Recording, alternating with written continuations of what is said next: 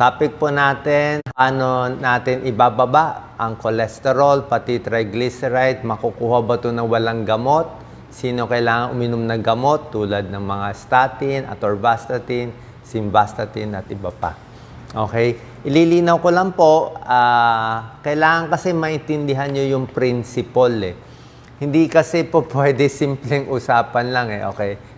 Gagawin ko pinakamadali para maintindihan ninyo. Unang-una po, isa akong internist, isa akong cardiologist, kaya linyang-linya ko talaga to. Itong cholesterol, gamot sa cholesterol, naaral ko yan, lahat ng mga big trials, memorize ko pa yan. Ang ibig ko lang sabihin, itong mga gamot tulad ng atorvastatin at simvastatin, sa tamang pasyente, ulitin ko sa tamang pasyente, makakatulong, makakahaba ng buhay, makakabawas ng heart attack, malaking tulong. Sa tamang pasyente, kung lahat kayo nakikinig, dun lang sa group. Pero, kung ibibigay natin tong mga statin, atorvastatin, simvastatin sa maling pasyente, kung ibibigay natin sa lahat ng tao, sa tingin ko hindi rin maganda. Baka mas marami pa yung side effect na makukuha natin. Okay? So, wala ako maganda siya sa tamang pasyente. May good, may bad. Okay? Bago ko bigay yung tips, paano ibaba ng walang gamot. Okay? Number 1, sino ba yung makikinabang sa gamot? Okay? Yung makikinabang sa mga atorvastatin, simvastatin, yung siguradong panalo, siguradong masahaba ang buhay, yun yung na-heart attack na. Dati na heart attack, talagang barado na yung puso. Nakita na may mga bara-bara, 2, 3 ugat, na-bypass na, na-angioplasty na. Yun, may benefit talaga to. Panalo yan. Pati aspirin, simvastatin, para sa high blood, panalo talaga yun. Prolongs life by 9 to 10 years. Lampas sa life expectancy pa niya ito. Yung mga diabetic, panalo rin. Diabetic, lalaki, smoker, panalo din sa mga gamot. Yung super taas ang cholesterol, yung super taas. Ang normal cholesterol is 200 milligrams per DL, isang unit to or mas mababa. Hindi ko sinasabi yung taas na 204, 205. Yung super taas, yung 300 na cholesterol, yun. Pag super taas na, 280, 290, 300, may tulong na to. Sobra na taas Over ka na. Sino pa makakatulong dito? Itong mga statin. Yung may lahi na mataas ang cholesterol. Merong taong ganyan. Lahi nila, lahat sila matata. Payat sila, hindi sila mataba kumain, pero yung nasa dugo nila. Or yung may kamag-anak kang na heart attack ng batang edad. 50 years old pa lang yung nanay, tatay, lolo, lola na heart attack. Ibig sabihin, meron ka sa dugo na talaga nagpapalapot, lahi nyo maaga yung heart attack. Itong mga grupong to, actually hindi masyado marami itong mga pasyente, sila may tulong talaga. Bukod dito sa lifestyle change, kailangan nyo uminom ng gamot. Yun talaga panalo kayo doon. Pero, ililinaw ko naman, pero sa mga karamihan ng tao, let's say, babae, edad 30 years old. Okay? Tapos yung cholesterol niya, lampas lang konti ng 200. Let's say, 210, 220. Ako nga, kahit mga 230, 235. Basta, babae, walang high blood, walang diabetes, wala naman sakit. Puro diet lang ginagawa ko. Ito lang, exercise lang. Hindi nyo pa kailangan uminom ng gamot. Yun ang paniniwala ko. Tama naman yun Kahit kanino naman kayo doktor pumunta, kahit sa cardiologist kayo pumunta, sasabihin naman nila, bago ka bibigyan ng statin, ita-trial ka muna Bibigyan ka ng 2 buwan. Diba? 2 buwan, sige, ibaba mo yung cholesterol mo ng sariling trabaho. Diba? Ikaw muna gumawa ng paraan. Baka mababa mo ng 240, mababa mo ng, ilapit mo na sa 200. So, 240 and below, yung iba kasi, konting taas lang, 205 lang yung cholesterol, bibigyan na agad. Wala naman risk factors, di ba? So, tatanungin mo, Doc Willie, bakit ayaw mo bigyan ng gamot yung mga konting taas lang ng cholesterol pero low risk? yung wala namang sakit. Bakit ayaw ko? Kasi lahat ng gamot may side effect. Kahit sabihin natin maliit ang chance, sinabi ko nga, ano ang mga possible na medyo rare lang naman side effect ng statin? Number 1, may muscle pain. May ilang tao lang, may ilang percent, siguro 1 to 2% pwede sumasakit yung muscle. Okay lang kung konting sakit ng muscle lang. Another possible side effect ng statin, liver. Tataas yung SGPT, SGOT. Pwedeng magka-liver damage. Pero maliit lang naman siya, 1 to 2%. Mga ganon. I don't have the exact number, basta maliit lang siya. At meron pang bagong possible side effect ang statin. Pwedeng tumaas ang blood sugar. Hindi pa ganon ka-sure, pero parang nakakataas in a few percentage. Maliit lang na percent. Pero ang point ko, kung hindi mo naman kailangan, hindi ka naman aatakihin sa puso, yung ugat mo naman sa puso, wala pa namang barado. Hindi ka naman naninigarilyo, hindi ka naman umiinom ng alak. Diba? So parang kung babae ka, healthy ka, I don't think you need it. I-try muna natin dito sa magandang tips ko. I have 15 natural remedies, mabababa mo yung cholesterol mo. At pag hindi lang nakuha dito, pag hindi tayo pumasa dito, tsaka na tayo minom na gamot. Okay? So, sana po malinaw. Sa tamang pasyente, malaking tulong tong mga simvastatin at atorvastatin, tuloy nyo lang. Pero sa maling pasyente, tingin ko, baka mas panalo na huwag na lang. Tsaka yung dose ko ng statin pala, may ibang doktor kasi, nasa trial kasi gusto nila high dose. High dose, mataas. Sa akin, mas mataas kasi yung dose, mas mataas yung side effect. Sa akin, low dose lang. Low dose lang. Lastly, bago ko bigay ang tips, explain ko lang, like ito si Doc Lisa. Doc Lisa, hindi naman ganun kataba. Pero, ang cholesterol ni Doc Lisa, 290. Wala siyang high blood, wala siyang diabetes. Kain niya, minsan may taba din. Pero, okay naman diet niya. Pero ang cholesterol niya, 290. Diba? Kung ang cholesterol ni Doc Lisa, 240, 230, okay lang siguro. Pero sa kanya, 290 Minsan 300 May lahi sila Baka namanan niya sa magulang niya yung super taas. So, kahit wala siyang risk factor, pag ganun kataas, minsan 280, 290, meron siyang gamot. Meron siyang atorvastatin. So, uminom si Doc Lisa ng atorvastatin, pero low dose lang. 10 mg siguro 3 times a week, 4 times a week. Ganun lang yun. Atorvastatin, 10 mg. So, binabalance lang kasi sobra naman taas. Ayaw mo rin naman ganun kataas. Pero tulad na sinabi ko, kung di naman ganun kataas yung numbers nyo, kung 240 and below, walang risk factor, sa tingin ko, itong mga tips pwede na. Okay? Sana malinaw. Walang issue dito, maganda gamot o hindi maganda. Sa tamang tao, maganda. 'Di ba? Sa maling tao, hindi maganda. Parang antibiotic, explain ko lang. Antibiotic, life-saving yan. May nana ka, may tonsil ka, pwede ka ba hindi mag-antibiotic?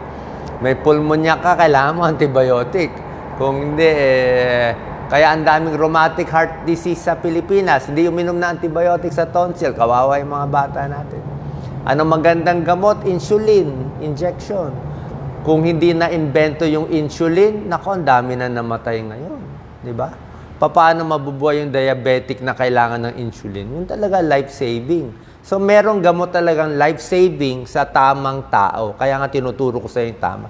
Hindi to laban ng natural or synthetic. Walang ganun.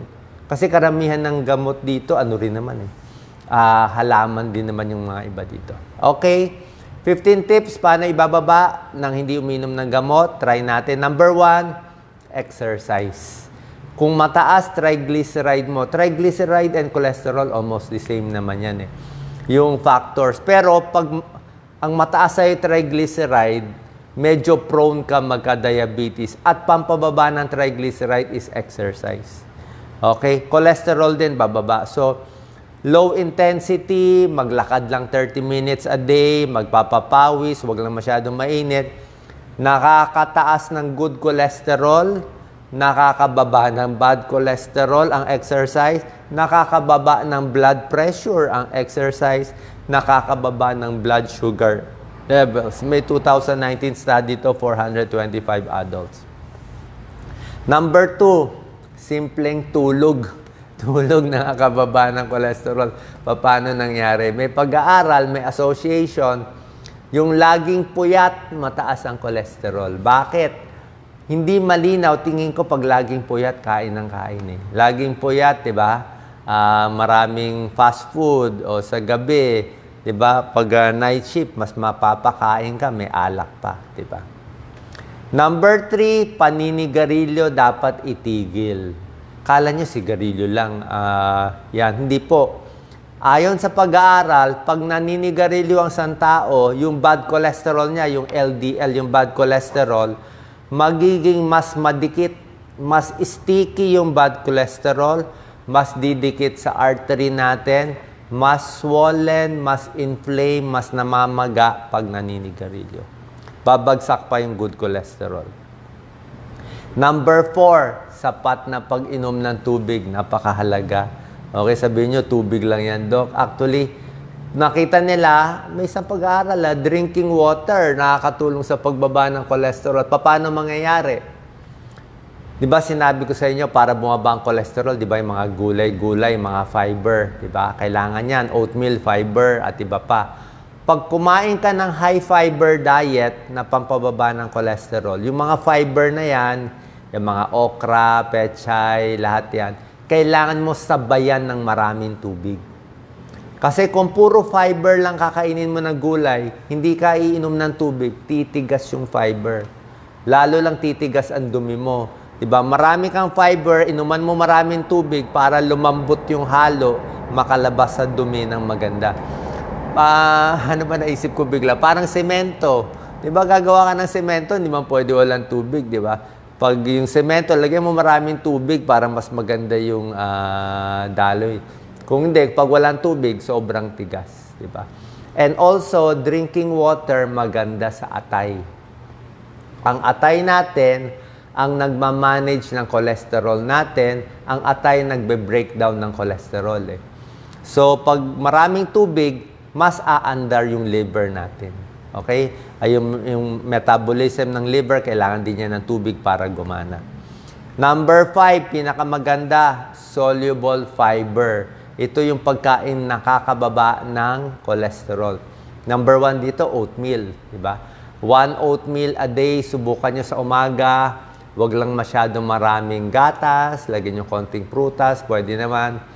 Ang magandang prutas, apple, pears, saging, pwede na rin konti, apple, pear, saging, at strawberry. Yun ang maganda.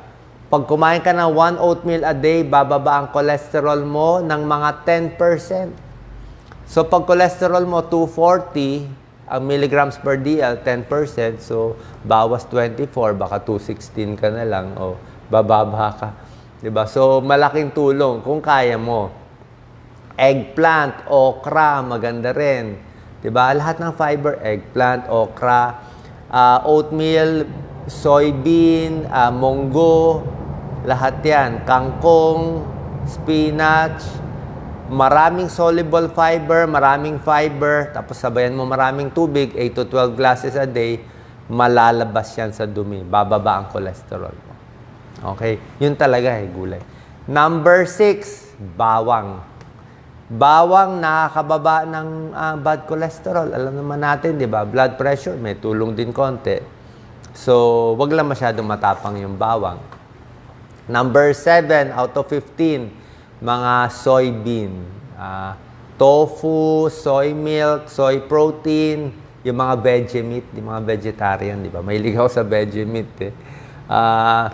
Hindi siya karne. Marami na ngayon binibenta, mga unmeat, di ba? Hindi siya karne, pero lasang karne lang. Medyo fake na karne, gawa sa soybean, soy protein. Nakakababa ng bad cholesterol, nakakababa ng triglyceride. Number 8, isda.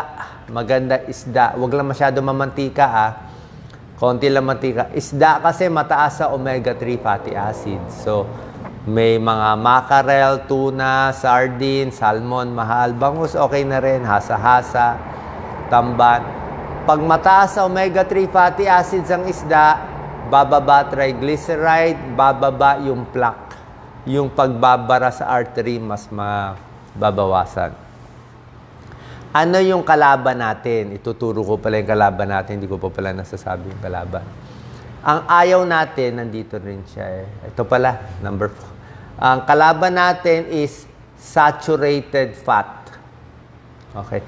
Bago, tapusin ko na lang muna para tuloy-tuloy. Number 9, avocados, maganda rin. May oleic acid, nakababa ng LDL. Number 10, sinabi ko na pears, apples, strawberry. Number 11, pagdating sa mantika, bawasan nyo na lang yung mantika nyo. Huwag lang masyadong prito. Okay? Olive oil, maganda pero mahal eh. Number 12, tsaa. Pwede ang black tea, green tea, may antioxidant yan. Nakakababa din ng cholesterol. Yan, number 13, pupunta na tayo sa taba. Ang bawal na taba at mamantika, yung saturated fat, di ba?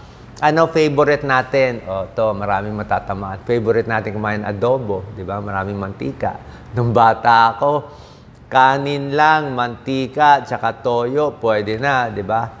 Pero tignan nyo yung mantika ng adobo, mantika ng bistek, o mantika ng nilagang baka, di ba? Habang kinakain mo, liquid siya. Hayaan mo lang dyan. After 2 hours, malamigan. Ano mangyayari sa mantika ng adobo at nilaga nyo? Hindi ba magsesebo? Parang kandila, magiging kulay puti na matigas? Pag ang fat or oil nyo tumigas sa room temperature, yun ang masama. Yun ang masama. Yun ang pinakamasama. Kasi nga, kinain mo, mamaya magsebo sa katawan mo. Actually, hindi naman siya magsesebo dapat. Mainit naman yung katawan natin. Pero siya yung talagang, alam niya naman, di ba? Kaya pwede, pag lumamig na, tanggalin mo yung sebo.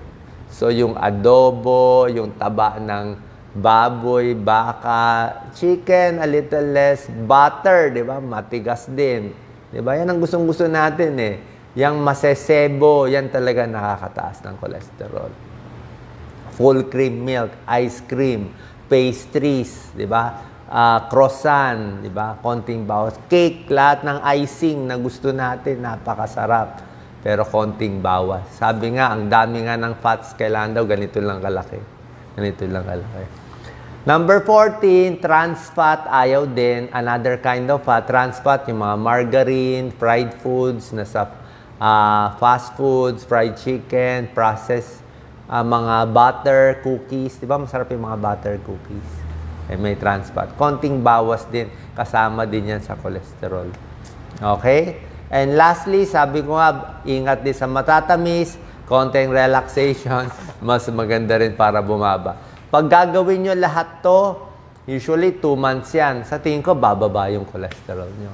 Okay? Kung bumaba ang cholesterol nyo, either matigil nyo gamot nyo, or baka mabawasan nyo dosis ng gamot nyo, magulat yung doktor nyo. Diba? Sabi nyo, uy, bumaba pala bigla. Lalo na kung nagpapayat ka, bumaba pala ng natural way, o babawasan niya yung gamot mo.